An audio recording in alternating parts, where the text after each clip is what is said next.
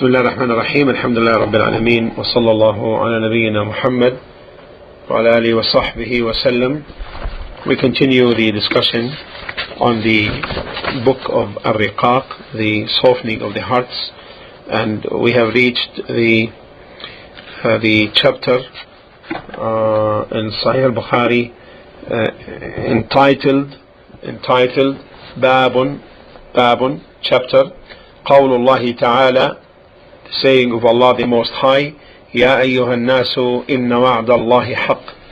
O mankind, the promise of Allah subhanahu wa ta'ala is true one.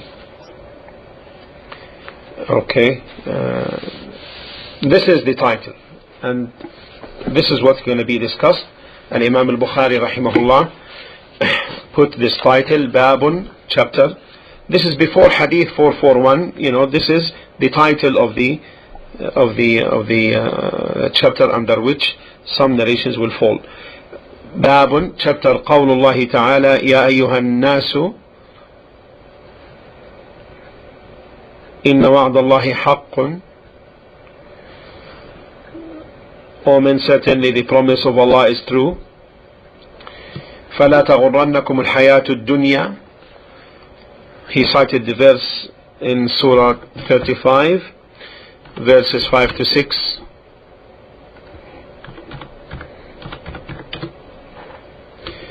فلا تغرنكم الحياة الدنيا ولا يغرنكم بالله الغرور إن الشيطان لكم عدوا فاتخذوه عدوا إنما يدعو حزبه ليكونوا من أصحاب السعير. O mankind, verily the promise of Allah is true. So let not this present life deceive you, and let not the chief deceiver, Shaitan, Satan, deceive you about Allah. Surely Shaitan is an enemy to you, so treat him as an enemy. He only invites his hizb, his followers, or his party, his followers, that they may become the dwellers of the blazing fire. The explanation of this, Ya ayyuhan nasu inna wa'da Allahi haqq. O mankind, this addressing is to entire mankind. Even the kafir falls under this address, is included. And this direction from Allah subhanahu wa ta'ala, it is because this life is a deceiving one, the life of this world. It deceives the kafir as well, it deceives the believer. And the statement of Allah, the promise of Allah is true, inna wa'd Allahi haqq, comprises His promise and His threat. His promises and His threats. His promise to the people of righteous deeds, promising them of the abundant reward and in paradise. And His wa'id, His threat to the people of evil doing, a punishment and hellfire. And the saying of Allah, haqq, true, meaning affirmed and real and occurring. فَلَا تَغُرَّنَّكُمُ الْحَيَاةُ الدُّنْيَا. This is the point of evidence from this chapter. So don't be deceived by this present life, because this life is deceiving, deceives man and deludes him. What is intended by this life? What is intended by this dunya, this life? The answer is that which is denoted by Allah in Surah Al-Imran, chapter 3, verse 14. زين للناس حب الشهوات من النساء والبنين والقناطير المقنطرة من الذهب والفضة والخيل المسومة والأنعام والحرث ذلك متاع الحياة الدنيا. Beautified for men is the love of things they covet, women, children, much of gold and silver, branded beautiful horses, cattle and well-tilled land. This is the pleasure of the present world's life, but Allah has the excellent return with Him. all that which is in this life is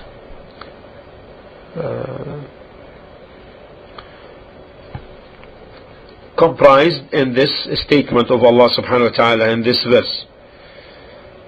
This is the mata', this is the pleasure of this life. Because man may be deceived by, allured by the wealth, by woman, by prestige and status, also by that which he mounts, cars and so forth, also by that which he dwells. So many are the things that deceive man in this life. And this verse is general. لا تغرنكم الحياة الدنيا. So don't let the present life deceive you. ولا يغرنكم بالله الغرور. And let not the chief deceiver, shaitan, deceives you. This is the shaitan, the deceiver, the gharur. As indicated, إن الشيطان لكم عدو. Because surely shaitan, Satan, is an enemy to you. So therefore this also deceives, shaitan. And this may comprise the shaitan of mankind, shayateen al-ins, the shaitan from mankind, from men, and shayateen al-jinn, and those from jinn. The shaitan of jinn is that from the unseen, which we don't see, but we know of its influence. We know of its influence and its effects. And the shaitan of man is evident. They are the callers by the gates of hell. We seek refuge in Allah from this, as in the hadith of Hudayfa radiyallahu anhu, du'a ala abwab jahannam, callers by the gates of hell. Man ajabahum, whoever responds to them, qadhafuhu fiha, they will cast him therein. And many are the callers to Jahannam, wal-'iyadhu billah, especially in our times. Especially in our times. Then Allah subhanahu wa ta'ala is saying, Inna ash-shaytana lakum aduwwun fattakhidhuhu aduwwa. Surely shaitan, Satan, is an enemy to you, so treat him as an enemy. Here there is information and there is command. The information is that shaitan is an enemy to you, and the command is entailed by this information, فَاتَّخِذُوهُ عَدُوًا, so take him as an enemy. Take him as a real enemy. Take him as a real enemy. Because if we take him as a real enemy, then we will not be deceived by him. If he orders us, we disobey. And if he commands us, we oppose him. Because he is an enemy. An enemy that would not command you by that which is beneficial to you, never, and will not call you to refrain from that which is harmful to you, but rather he calls you to abstain from that which is good for you and beneficial for you. And that's why Allah subhanahu wa ta'ala in the next part of this verse, he said, إِنَّمَا يَدْعُو حِزْبَهُ لِيَكُونُوا مِنْ أَصْحَابِ السَّعِيرِ.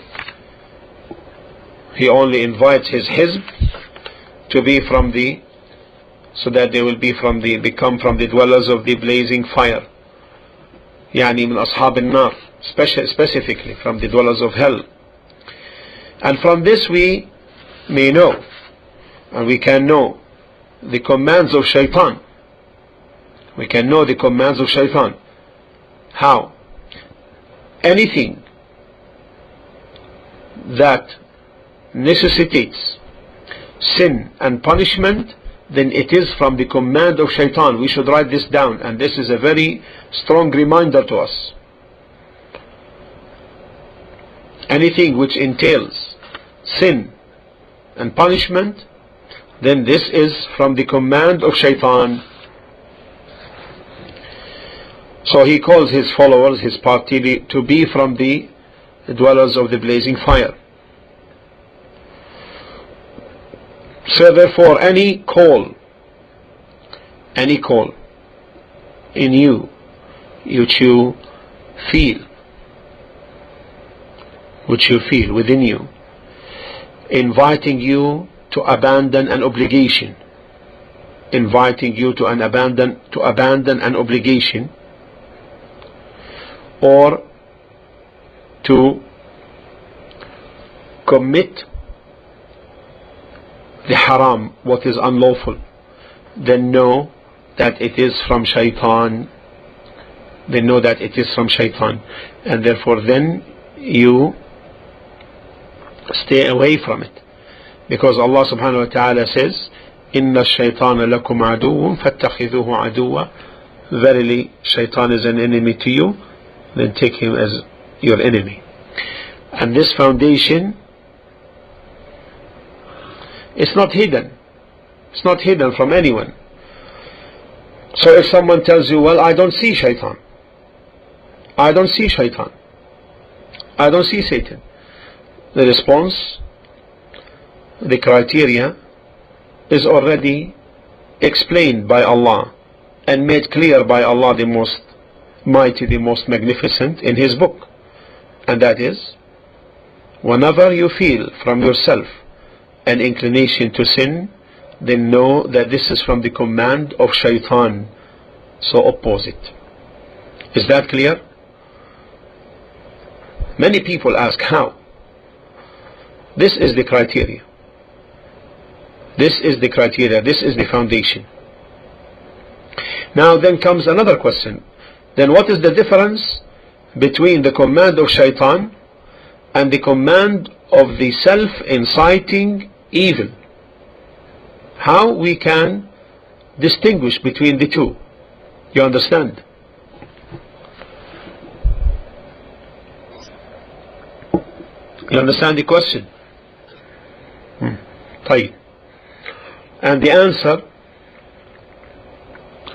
in origin, the self-inciting evil is commanded by the command of shaitan.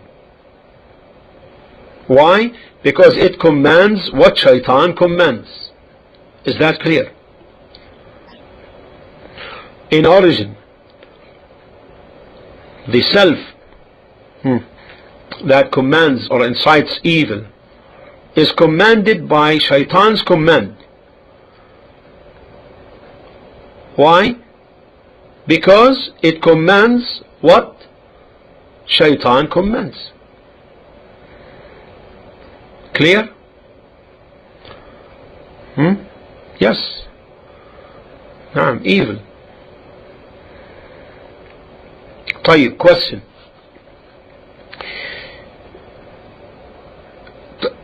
Here Allah subhanahu wa ta'ala says, إنما يدعو حزبه. He only invites his hizb. He only invites his hizb, his followers, his party. But what about when he whispers to the believer? The believer is not from his followers. You understand the question?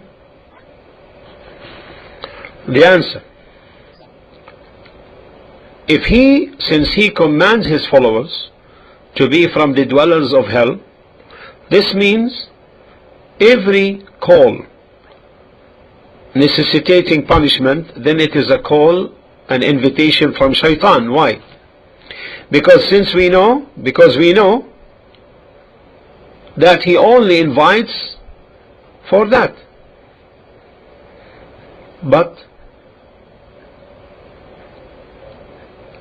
the mentioning of his followers, that is because his followers are those who accept all that which he commands.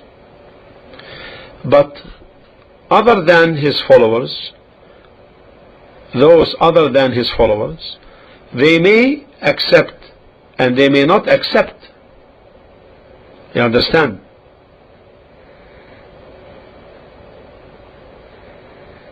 You see that? You understand? Every call to the fire is from shaitan, and he only invites for that. The mentioning of his followers in this verse means that his followers are those that accept what he commands. Those who are not his followers may accept or may not. Also, the Hizb followers of the party could be a complete Hizb, and it could be a Hizb in relation to agreement even in partial sense. You understand? Even in a partial sense.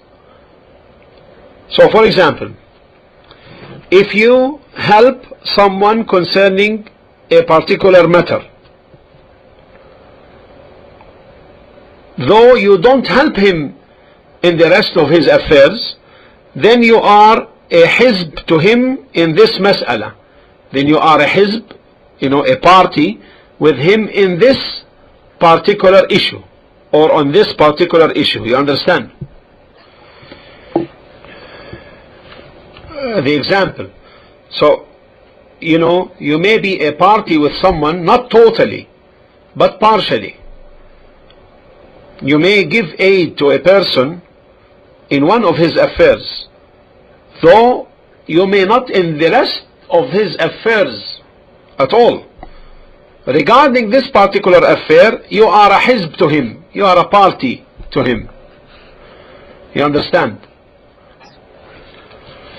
والله تعالى أعلم وأعلم وصلى الله على نبينا محمد وعلى آله وصحبه وسلم.